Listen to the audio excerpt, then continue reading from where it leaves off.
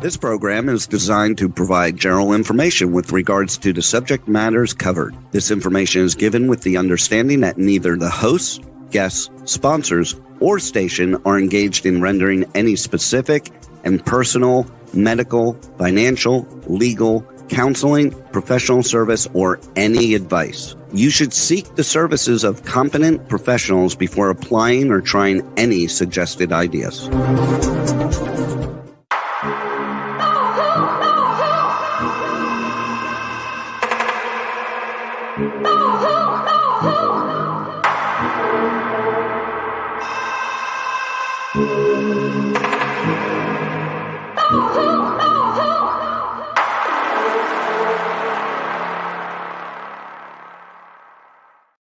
Good morning, true seekers and true crime junkies. Welcome back to another episode of Hit the Road Jack, Finding the Zodiac. Today, we're going to be talking about the Halloween card and some of the caveats to that card, some of the possible meanings to that card. I'm going to start by welcoming to the show first Nolan Del Campo and Harriet Suchet. Good morning. Good morning. How's it going, you guys? Oh, I've lost Harriet's audio. Hi, Harriet. Good morning, Nolan. I just wanted to say, Nanette, I have some solves to send you, Nanette, that are going to blow your Christmas closing off. What are the communications that it's from? It's apparently Jack reused some of the 1969-ish 71s and then put some code over them. So it is the Belli, supposed to be the Belli card crap, but it's amazing. It's amazing. Okay, and then it's the other one that is dated November 8th, 1969, but it's actually 1974. He reused some of the older items, and you're going to be just absolutely over this, because I've been. Okay, well, let's start with what I've got going on today. I got a text message from my brother while I was in trial on Tuesday. And he sent me a text message that simply said, I heard California's getting ass to mouth water. And I said, what are you talking about? He said that somehow California, now I did not get a voter's registration card for this, but he said that California has voted in taking our gray water, our sewage water, and refining it and purifying it and giving it back to us as drinking water. Has anybody heard about this? Yeah, I have. In the South Lake Tahoe area. About it. Really? I'm a little disturbed. Are you guys? Yeah. Well, we already have water that tastes like crap here in Lake County because of the volcanic sewer water. It's the smell. No, the volcanic water. So we can't drink it. So, but can you imagine people not knowing they're drinking somebody else's? That's my question here, because he says that it's actually been going on in Texas. I don't think it's actual. What's that? I don't think it's actual sewage water. I think it's what they call gray water, which is runoff but your sewage and whatnot, storm drains. I only have one outlet from my house, and that includes my gray water and my toilet water. They go out the same. And your sewage? Wow. Well, yeah, there's only one exit from the house. So, and you have one clean out, right? In the front of your house, there's typically some type of a clean out to the main pipe to the street, and there's only one. I definitely need to investigate this. Juan, have you heard about this? Wow. Please join us. He's from Texas, so I thought maybe he'd heard about it, but evidently it's been going on in Texas. I need to do a little research. I thought maybe the gray water too, but then I thought, how do they separate the gray water from the sewage? Because I know that my sewage is going out the same pipe that the rest of my water is going out to the main line. They're not on separate systems, I thought. Yeah, he says, I'm here. You should check into that because our showers and sinks are separate than our toilets. They go out a different tube? I still wouldn't want to drink somebody's gray shower water. It still has to be treated, For those who pee in the shower, you had better quit. Yeah. All right. Moving on. No, that's back illegal. into the Zodiac. I'm going to have to do some research, but I know for sure I did not vote for this, so please nobody blame me. I did get a YouTube response from a person who I think I've heard from before. She's listed as Kathy Klein. Have you heard that name, Harriet? Kathy Klein? No. I haven't. Okay. It could, I don't know, maybe from the back in the old message board days, something familiar there. Well, I know that I've heard her story before, so I don't know if it was her that made contact with me that I'm remembering it from, or if it was something I read somewhere, but she shouted out on Dennis's documentary on YouTube. She said, Dennis, we found him. I love that. We found him. But they aren't likely to tell you. We knew for 3 years now. For 3 years, every cipher has been solved. His name was shown in 2 once we cracked every one, including the remaining 15 lines in the Z340. You should really see what it says. It's all personal data. The answer to every cipher is simply that each one is just another language. Drop into Google Translator and you can see for yourself. I mean, if my 13-year-old granddaughter can solve these, you can too. The wrong methodology had been used for 14 years. 14 years? Gosh, this has been going on for 40 more?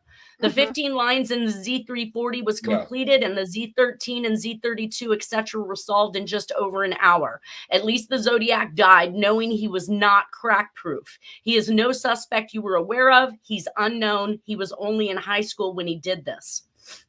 Now, this blanketed, vague, non-information offering message is, to me, nothing more than disinformation, and I'll tell you about why. But what do you think about what they said, you guys?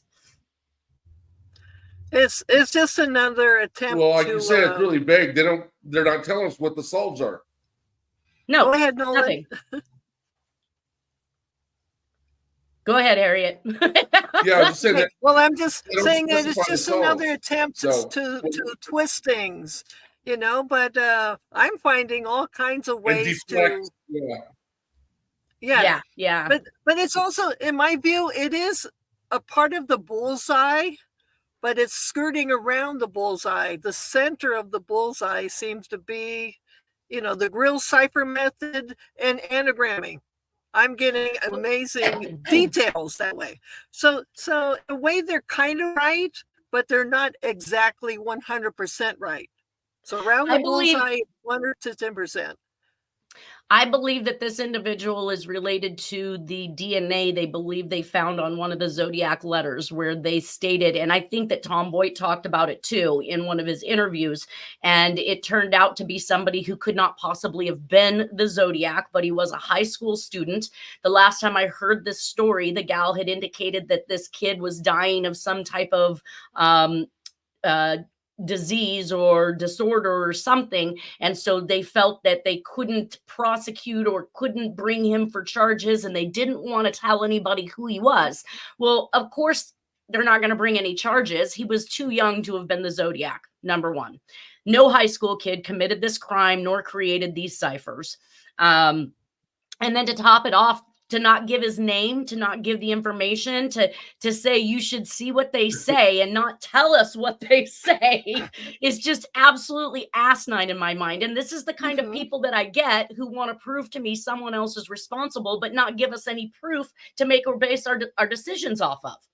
So for 3 years, or I guess back 3 years ago, when they tested the DNA and actually made an identification of this young kid, is nothing more reminiscent than what Dennis had said, that Jack was using other people's spit to seal envelopes and to lick stamps and to do things of that nature.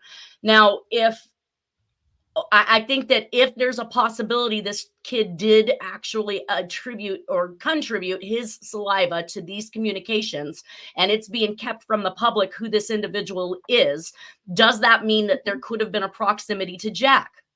That this kid was either in the same neighborhood or friends with Dennis, or, because Dennis would have been, let's see, nope, he would have been too young, but Jack was hanging out with Danny Reynolds, he was in high school at the time. So did this kid that they found the DNA from, did he actually know Danny Reynolds? Was he in proximity? And that's why we're not being given any information.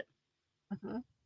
Wouldn't that be in the realm where did of he live? why Dennis picked the name Kenny Kilgore? A kid that was, I think, older than him, that something happened to Kenny Kilgore that Jack knew a connection to. So that would be an interesting research. That would definitely be some interesting research.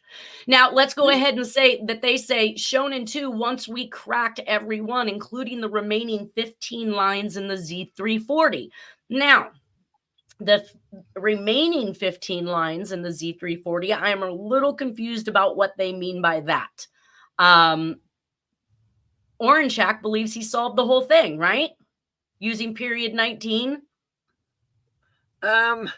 It took, according to Orange Shack, it took 16 years, 3 men to solve the Zodiac cipher light bulb. So, what do you mean the Zodiac? What do you mean the Zodiac light bulb? Well, the old joke is it took 3 people to change a light bulb. Well, according to him, it took them 16, 17 years to change the Zodiac 340 light bulb. So it's a hint that it's not exactly really bright, but they're supposed to be code experts, and it takes 3 people from different parts of the planet to do this.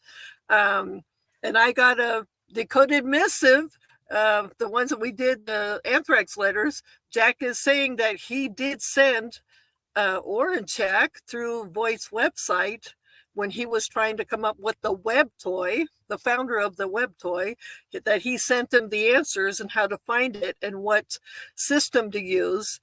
And lo and behold, it is 17, 18 years later. Orange Shack is working for the FBI cryptography people. And he finds this and says, it's solved. Woohoo, yay, it's solved. So anyways, I love how Jack did things and screws people in death.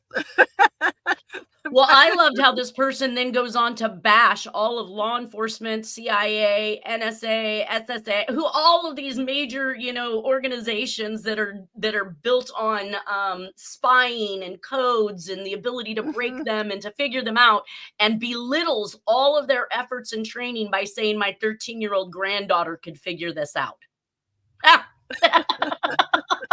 That's a huge smack in the face for just about every single person who has worked on this case from 1968 on. That should prove that they knew Jack Torrance right there. What was that, Nolan? Somebody to look into.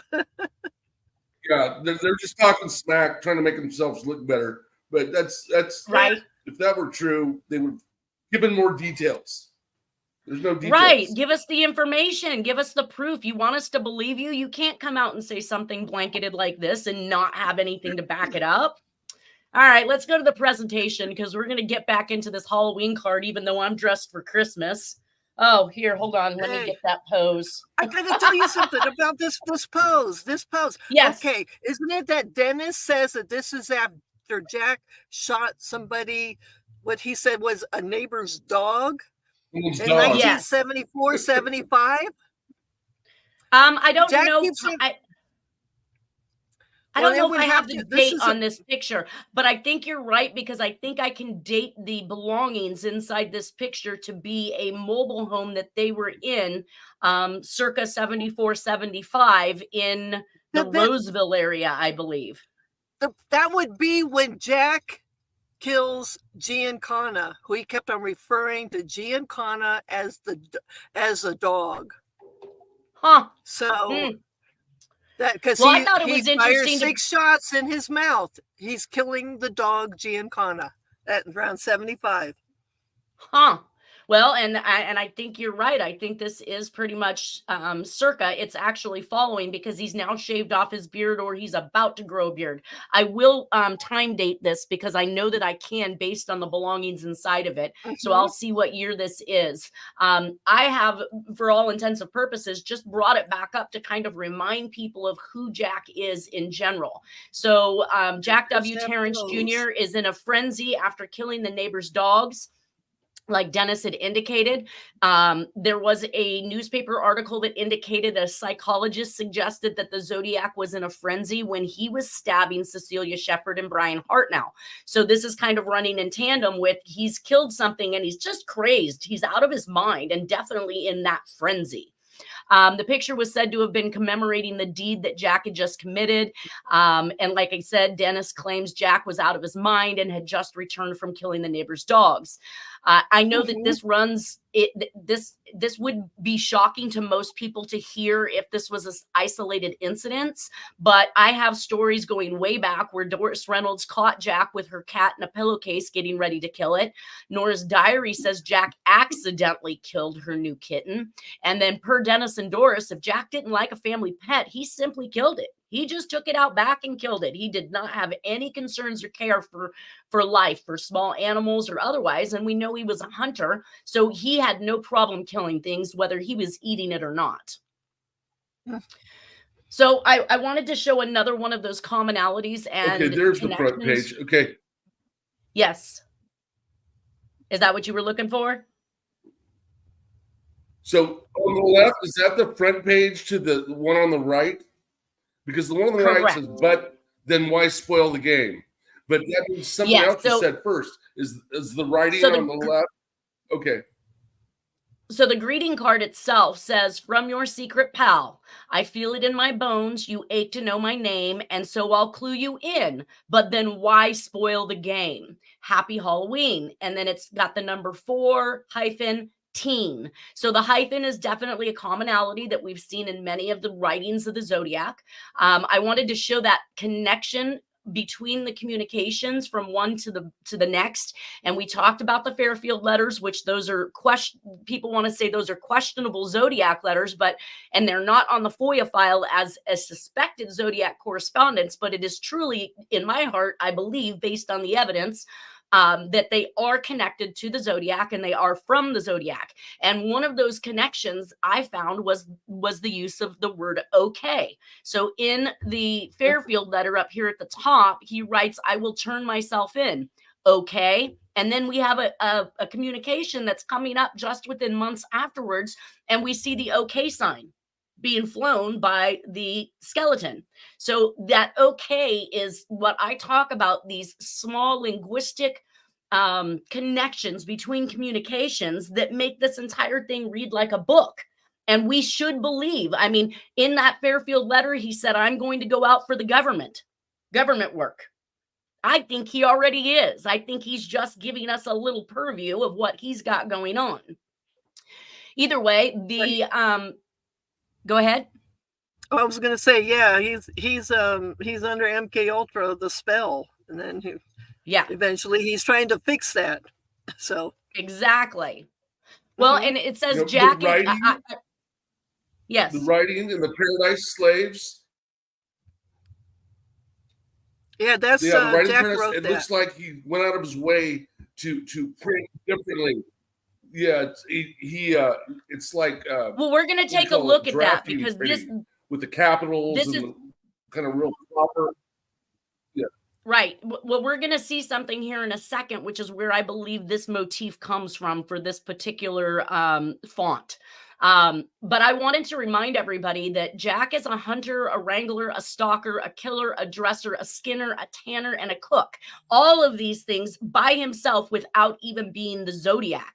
And when we look at the Zodiac talks about by fire, by gun, by knife, and by rope. These are all things that we know that we could actually say Jack is also familiar with. And the rope thing, I mean, hearing or reading that Charles Terrence, Jack's son, indicated that Jack drove around with less than 3 foot pieces of rope in his trunk, which clearly could not tie anything down or be of assistance. is obviously a very strange thing for someone to do. The jack-o'-lantern was purportedly added to the card, so it was pasted over the top of that. Is that correct, Harriet? I have information on that. That's what got me involved very heavily in the Zodiac cases as an adult. I remembered my brother, who was, I'll just be really quick, he knew how to recreate those. I know he did the Halloween card. He was studying to be a commercial artist, and Robert Graysmith was the top commercial artist at the time, and he apparently showed people how that thing was basically what it looked like, what it created. And my brother recreated one of those, because I know he did one, and including putting that there was pumpkin puzzle pieces like that were loose. And that's how come I knew where the BY KASE went, because it went under a certain section. So and we're going to talk about that. I also like the jack-o'-lantern because clearly Jack and all the Jack references, Jack Rabbit, Jack Lantern. Yeah, everything is a Jack reference, it seems like. And I don't know if that's just fortuitous or a coincidence, but it'd be a mighty large coincidence considering our number one suspect is Jack. Now, this is where I found that this information was obtained. So not only did he use in this the Apollo moon landing stamp, which you've also used in some of your ciphers and solves, correct, Harriet? Yes, I did. I just lost my earphone. Okay, you're right. Okay. They can do that. They can pop out. They can pop out sometimes. Now, this was evidently some type of a comic back in 1960s. Are you familiar with this comic, Harriet?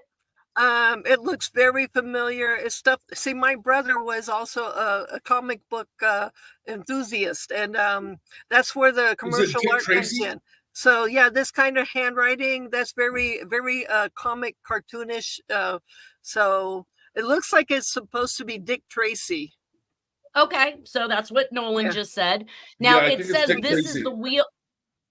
It says this is the wheel itself. It is made up of strange woods from Egypt and the Far East, sandalwood and cedar, decorated with opal and lapis lazuli. Legend has it that it was made for King Solomon, the ruler of all the jinn. Now, you can see here that this wheel contains different statements like death by gun, death by knife, death by fire, death by rope. So it does contain the 4 that can be seen here. And of course, those are juxtaposed to the clover, the heart, the diamond. So here's that gambling or cards, right? Like we're looking at this whole thing as if this is a gambling wheel. Now, the big one shows death by rope, by water, by hands, by knife, by horse, by falling, by arrow, by snakes, by rope, by water, by knife, by gun. And if you look at the word by, can you see those, Nolan? Can you see the way the word by is? Yeah. That's very similar to the words by. Uh-huh. So either he's definitely really wild, yeah. Right. Yeah, that overhanging Y. Of course, I think that this is literally where he got that theme from. Maybe he copied that. Maybe. And then that would indicate. We're on to something. There's a correlation. Right. And so possibly that was all handwritten on that card. Do you think that was handwritten or printed, Harriet? Oh, I think it's handwritten. That's what I understand, that it was a certain type of ink and handwritten on the card. Okay. So that brings me to the symbol. Now, this symbol is one of the notorious symbols that people have been playing with and toying with and giving all kinds of meanings and reasons to. But the bottom line is that we did see in, I guess we didn't see that placed over Mount Diablo, but that's what people are assuming this symbol is supposed to mean, right? A lot of people think it's Mount Diablo. Diablo has 2 peaks.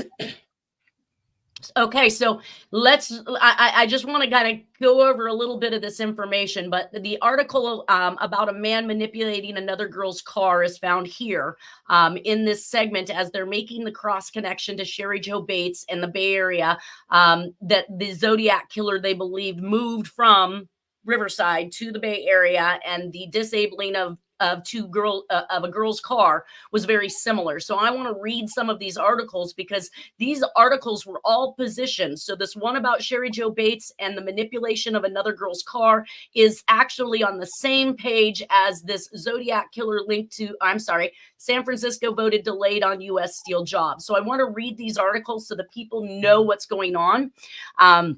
The article about Sherry Jo Bates says the mysterious Zodiac killer who claims to have slain at least 5 persons in Northern California now has been linked with the 1966 knife killing of Riverside City College co-ed in Southern California. And the renewed interest in this case has recalled a Berkeley incident, which could furnish additional clues to the identity of the deadly braggart. Investigative work by the San Francisco Chronicle turned up most of the information. The actual link was made by Sherwood Morrill, State Crime Bureau handwriting expert. Morrill said that the printing on letters associated with the killing of Sherry Jo Bates, 18, is unquestionably the work of the Zodiac. The girl's auto on campus was sabotaged, and she was stabbed to death by a man who apparently lured her away under the pretext of offering her a ride. The Berkeley case involves the same method of operation and happened about 2 years ago. The 2 girls were offered a ride by a man, but they said they had their own car. They drove to a snack bar on Telegraph Avenue. Now, mind you, Jack has relation to Telegraph Avenue. And when they came out less than an hour later, their auto would not start. The same man who had offered them a ride earlier then started to help them push the small auto down the street. Another Berkeley man stopped to assist. The stranger apparently became irritated by the intrusion and sped off in his car. It was later found that the distributor cap had been ripped from the girl's auto. This is the same thing that was done to the Bates auto in Riverside. There is the possibility that the Berkeley girls could furnish additional clues to the mysterious stranger. Although Morrill is certain the Zodiac notes sent to the Bay Area newspapers were written by the same person who penned the strange message discovered on the Riverside campus. Investigators say that does not prove that the writer killed the Bates girl. One message was scratched on a library study desk in the Riverside City College library. Later, notes signed Z were sent to a newspaper, police, and the girl's father saying Bates had to die. There will be more. So yes, definitely the thing. Yes, they're not calling these number 2s at the bottom of the Bates letters. They're saying they were Z's. So Z's. There is a what's that? Yeah. Z's. So this is Sherwood Morrill. He's the Department of Justice handwriting expert in Sacramento. Is that the same guy? Correct. Yes. And there's reference to him in the Zodiac film. Yeah. Yes. He was the state crime lab handwriting expert that handled a majority of the communications. So it seemed to me that he happened to be the number 1. And then sometimes when they questioned it, they'd send it to someone else. They got people from the post office involved. And then, of course, the person from the post office came back and said, no, they're not a match. Let's just bifurcate all these things. That doesn't shock me. Would that have been Warren Andrews? Wow. Yeah, I don't know. I would have to go back to see what his name was. Warren Andrews, a U.S. Postal Service attorney, lawyer, not attorney. Anyway, so met his fate in 1975. Wait until you see what I got on him lately. Right. Amazing. Now, okay, keep going. So when I was reading this article, I then glanced over and I saw SF vote delayed on U.S. Steel job. That triggered in my brain, being juxtaposed to the Zodiac action that's happening in the Bay Area. I thought to myself, this is crazy because the FBI has indicated that this particular symbol was a symbol that was used on steel beams for U.S. Steel. Jack was an employee at one point in time of U.S. Steel. Even as late as 1972, we can see right here that he is still a part of the Boilermakers Union, which is a steel union. And it's out of Livermore. So Livermore, California is our Bay Area. I drive through this all the time on my way to San Jose. So we can actually support and show that Jack is still part of what is going on in the steel industry. Now, I want to read you the article about this because I'm not sure. Maybe this is exactly why the entire Zodiac thing was pulled off. Who knows? But it says the San Francisco Board of Supervisors voted 6-4 yesterday to delay for 90 days a decision on the waterfront height limit controversy involving the proposed U.S. Steel building. The decision ended a tumultuous day during which more than 2,000 members of building and construction trade unions picketed the city hall during the noon hour, urging that the work-making project be approved.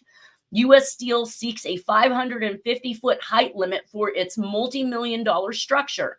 Before the board yesterday was the recommendation of the Supervisors Planning and Development Committee for a 175-foot height limit for the area south of the Ferry building. Supervisor Ronald Pelosi, good Lord, we're talking about back in the 60s, this man is still around. Ronald Pelosi, chairman of the committee, called the vote a major blow. We had a solid ordinance and it has been torpedoed. So I'm thinking that what he's meaning there is that even though they had a solid ordinance for a height limit, that's been torpedoed because they're going to actually vote on whether or not U.S. Steel can come in and build a 550-foot structure. He termed the reason given by some supervisors for... Hold on. He termed the reason given by some supervisors for seeking the delay, waiting for a waterfront economic study.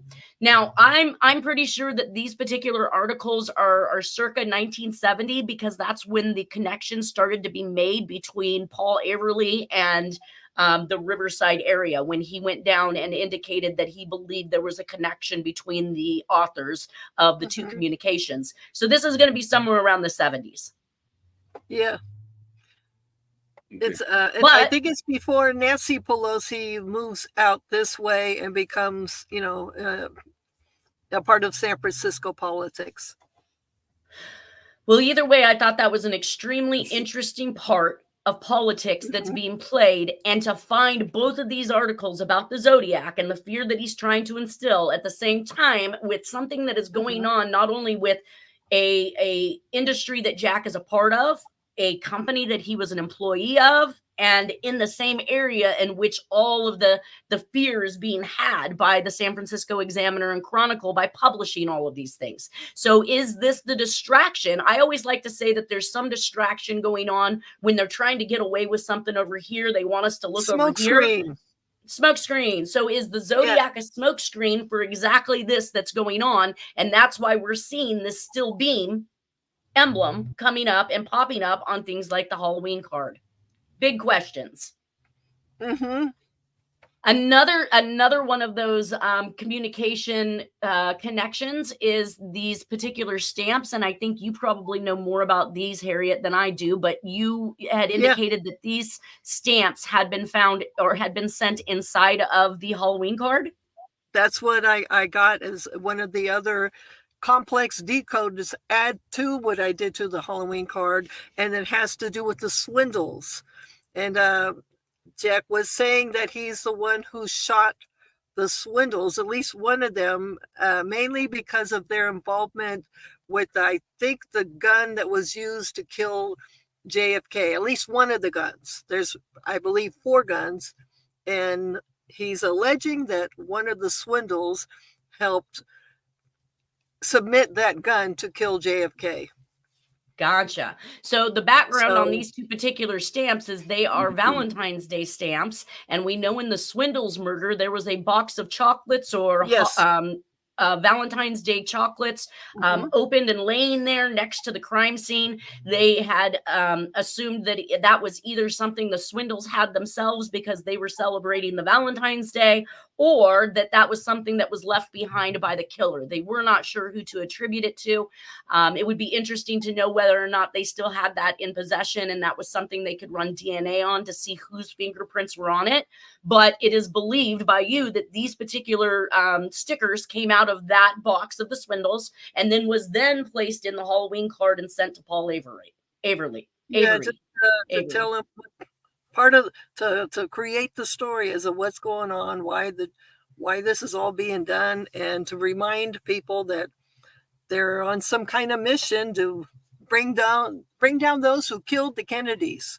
All elaborate. Well, and this thinking of you statement from the Swindles is also a crossover to Voinovich, who is another politician who lost a daughter during the middle of his campaigning for his position. He receives a greeting card stating thinking of you too. And we've talked about some of that handwriting. It is definitely showing a match. So I think that that's another cross connection between communications. Now, this Halloween card was sent received October 27th, 1970. The greeting card was sent to Paul Avery of the San Francisco Chronicle. We just discussed, or I read off what it was that was in this particular communication, but the backside of the card actually talks about paradise, and that's where we get to see again paradise misspelled with the C. The list of how he kills. The inside of the greeting card has communication connections to the word boo. He likes to use the word boo. He's claiming 14 victims or 4 teens, although there's a number 14 inside the hand that says okay. So when the number 14 on the inside of the card is consistent with the number on the outside of the card, I'm going to state that this is the number of victims at this point in time. He's claiming 14 of them. The insignia, and I don't know why you're right on that. Yeah. Right? Yeah. I mean, let's just go for the simple aspect of it. The Z insignia, there's the 14 victims. And that plays right into coming after the 13th victim card, coming after the 12th victim card. So sorry, no cipher is crisscrossed on the backside, which is almost could be an indication because they're inverted and crossed over each other as they pass through and they meet up in the center. Almost kind of does allude to that diagonal system of decoding the 340, which is what Oranchak believes he's done with the period 19. It's done in a diagonal manner. Okay. Addressed to Paul Averly, sent to the San Francisco Chronicle. He uses 5th and Mission, which is another one of those connections I said that you can find between the Fairfield letters, the Apollo stamp for the moon landing reference, and then the steel emblem found in the return address. Many attempts at decoding, and Lauren Swearingham probably has the best solve for this emblem, but I don't know that I could find it. Do you recall what his solve was? That he thought it looked like, and I was agreeing. I said, "Oh my God," because I've been to Dealey Plaza. It's Dealey Plaza and the 4 posts. I think there's yeah. So so I think that's what he had. Then he also noticed that it seemed to fit South Lake Tahoe, the positions and 4 posts and lamps, if I remember right, an intersection even. I wish I could find that. I don't recall it. I mean, I obviously knew about it because I had it in my presentation, but I couldn't find it anywhere. So I'm going to have to go look through my things and see if that's anything I can find. Or you said he put out a new book, right? Yeah. And I'm going to, when I get a little more funds, I may be having some funds coming in. Anyways, thanks to Megan Walsh. Shout out to Megan Walsh. She's watching, by the way. See, there's things I got to sit. But anyways, yeah, he did come up with that. And I also wanted to quickly say, and I think Nolan will get this, Crossfire, Jim Marr's book called Crossfire. Jack is even saying in decoding that there was the 4 shooters, which was the position of the crossfire that hit JFK. Yeah. In the movie Executive Action, they talk about triangulation of fire. So you're shooting from different directions, front, back, side. Yeah. And yeah, I think you're right. There was at least 3 shooters, maybe 4. Yeah. So that's the cross. And I'm positive that the fatal shot came from behind the grassy knoll, behind a fence on the grassy knoll. So it was from the front. It wasn't from the back. Warren Commission's. But if they were crossfiring, it would be on purpose so that people couldn't tell which direction the bullets were coming from, right? Oh, I can tell you this much because I've been there 2 times. Tosh Plum Lee said that there were shooters shooting, obviously at JFK, but there were also shooters trying to shoot the shooters. That there was a number of possibly 12 shots fired, but it was the multiple hits that did get JFK. But the like Nolan said, it came from the front, the one that really got him. Well, and you have to surmise that with security not being privy to what was happening, and the not one everybody that came from directly in the front. Yes. Well, and so what I was thinking is that not everybody can be in the know. Not everybody, not all of the security could know what was happening that day. There may have been one or two that were very well aware of what was about to happen, and they stood back and out of the way to ensure that JFK could be shot. But not everybody could be in on it, because otherwise it would not go over very well and the secret would have been told. So you would have had security who were likely attempting to, let me silence this. They were likely attempting to actually shoot back and save the president and anybody else that was in that motorcade. Well, this brings me to this Jack Pumpkinhead of Oz. Now we can see that the 0 sign up here with the Z in the middle of it is something similar to Suspect 0, which is a definite relation. Like I said, I think Suspect 0 is basically a story of the Zodiac's life. But it does have Jack once again in it. And the strange thing about this, it's an extremely expensive book. It's published circa 1940s by a Chicago, Illinois publishing firm. Some ghost patron. So like I tell you guys all the time, people pop up out of nowhere. They're totally anonymous. They drop information like this off on me, and then they run off before they can explain it and tell me what it's about. So this individual shows up, gives me this book, and says that I need to research it. So he says, he asked if I'd ever seen it. I said, I'm not sure just yet what the patron was attempting to show me, but this is a very expensive children's book since it is so old. I need to do some research and library work on it, see if I can't come up with at least a readable version of it without having to purchase it. But have you ever seen this book before? Either of you? It looks like something I would have seen. I noticed at the bottom there's I was just going to say at Voigt's sites and many sub-sites. The bottom, there's the name Frank Baum. Right. Anyway, at the bottom is the name Baum, who's a famous children's author. Okay. I think. Barum? Is it Barum? It's a little pixelated. Baron? Yeah, I'm going to need to figure out if I can't get a hold of this. And I'm not sure why the person decided that I needed to see this, but I think that it is interesting and I do want to do some research on it. But again, back to the Jack Pumpkinhead. So I'm getting that whole Jack reference again by little, I'm going to call them elves that want to drop and sprinkle little bits of information, but not really give me what it is that I'm looking for. So hopefully somebody will see this and will make some sense out of it for me, because I have enough research to do in this, but I will eventually get to it. That brings me to the Paradise Motel in South Lake Tahoe. We've discussed many times that I believe that the indication of paradise was not literally meant to sound like some type of cult and paradise and slaves, but that it was actually the location that Jack was moving to, and he was letting his handlers know that through these communications. So in finding the Paradise Motel, Harriet and I have been here, right? Yeah. And at the point in time, they can't see it. Right. At that point in time, you cannot see the circle roundabout that Harriet and I visited because of new buildings that have been put up since the 1970s. However, I did actually map out and show what it looks like. Here's that E section. I believe that could also relate to the solve that Lauren Swainhan had in regards to the Donna Lass. It has that E kind of look that he was talking about, but he positioned that over the Sahara Casino versus putting it over the top of the Paradise Motel.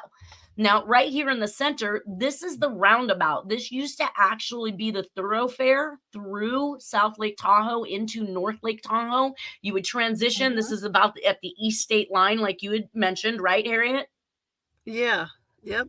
So I wanted everybody to kind of see this. So in this roundabout are two boulders. When Harriet and I got there was not only a dead jackrabbit laying at the base of it, but the second she placed flowers up there for Donna Lass, because it was her impression that Donna Lass and Hoffa were encased in these boulders here. Those flowers blew away the second she set them on the boulders. And there was no wind. And there was no wind. They're like hell no, the bitch deserve flowers. I don't know what else to say. Now I want everybody to know that. What's that? What'd you say, Nolan? Did someone know that you guys were on your way there? Right. They left the dead rabbit for you guys and the Donna Lass stuff too. Yeah, it was kind of ironic. I was like, is that a sign? I don't even know what this means, right? And a fresh dead jackrabbit. Like, he wasn't degraded by any means. He was freshly dead at that boulder.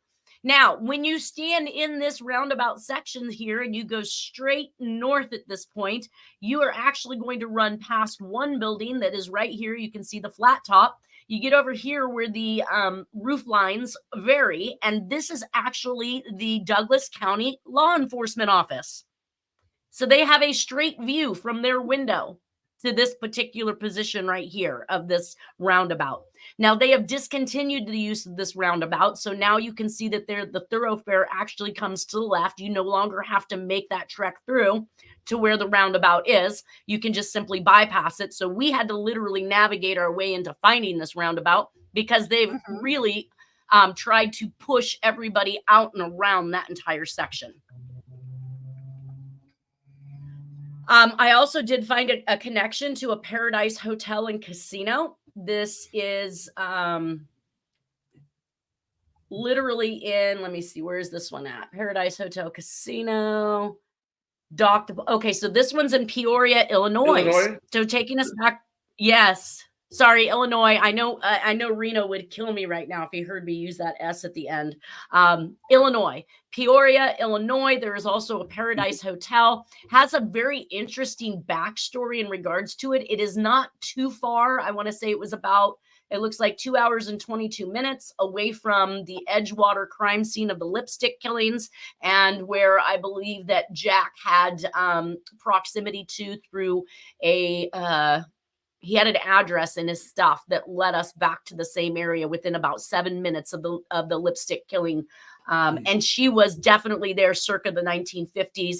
So we know that she likely, since she was a patron and set up housing for military men who were coming through, she had definitely been there for many years. All right. Well, that drops us down to our very last minute, you guys. We will come back and talk about the Chicago Paradise Hotel, also spelled exactly the same way with the gambling meaning to what we see in South Lake Tahoe. Is there anything either of you would like to ask or add? Yes. I just want to say Merry Christmas, everybody. And Jack were both in. What's that? Say that again, Nolan. Prior to transplanting to us. Both the Black Dahlia and Jack were in Illinois before they went to LA. Correct. And Black Dahlia traveled back with who she claimed to be a Jack, who was a photographer, who was, or maybe even portraying being a photographer, because she was portraying, I guess, being a reporter so she could get into the Bill Hiron's trial. So she was very interested in what was going on, almost as if she even had some inside information. Why would she take such an interest in a case unless she knew something, and then was subsequently killed because she talked too much? Either way, you were right. It is 10:50. It is time for us to go. Perhaps. Merry Christmas to you guys. Merry Christmas to everybody else. Have a wonderful week, and we'll see you next Friday. Thank you, guys. Merry Christmas, Nolan. Merry Christmas, Lynette. Merry Christmas, everyone.